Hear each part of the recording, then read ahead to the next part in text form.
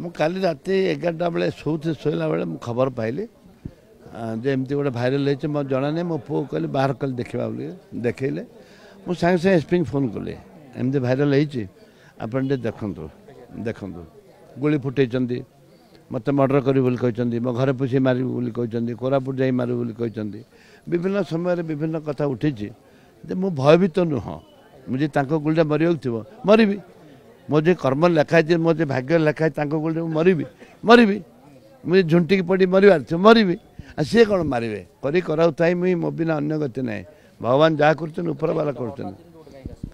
ଆଜ୍ଞା ଧମକେଇବା ପାଇଁ ଆଉ କିଛି ନାହିଁ ଧମକେଇବା ପାଇଁ ମୁଁ ଘରୁ ବାହାରିବିନି ଯେମିତି ଧମକେଇବା ପାଇଁ ମୁଁ ଡରିଲା ଲୋକ ନୁହଁ ଆଜ୍ଞା ସେ ଭିଡ଼ିଓ ଦେଖିଲେ ଜଣାପଡ଼ୁଛି ସେ ଭିଡ଼ିଓ ଦେଖିଲେ ଗୋଟେ ଦଳର ନେତାଙ୍କ ନାଁ ନେଉଛନ୍ତି ସେ ଭିଡ଼ିଓ ଦେଖିଲେ ଜଣାପଡ଼ୁଛି ଗୋଟେ ମୁଁ ସମସ୍ତଙ୍କୁ ଅନୁରୋଧ କରୁଛି ସବୁ ଦଳର ଲୋକଙ୍କୁ ନେତାଙ୍କୁ ଅନୁରୋଧ କରୁଛି ଦୟାକରି ଗଣ୍ଡଗୋଳ ନ କରିକିରି ଶାନ୍ତି ଶୃଙ୍ଖଳାରେ ନିର୍ବାଚନଟି ସରୁ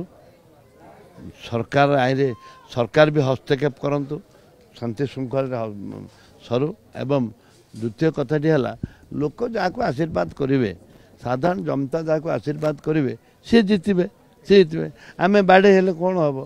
ଆମେ ଜୀବ ଜିକିଲେ କ'ଣ ହେବ ନିଶ୍ଚିତ ଭାବେ ହଁ ମୁଁ ଏସ୍ପିକି ଜଣିଛି SP will take on action ମାନେ ଲିଗାଲ୍ ଆକ୍ସନ୍ ସେ ଏନକ୍ୱାରି କରିବେ।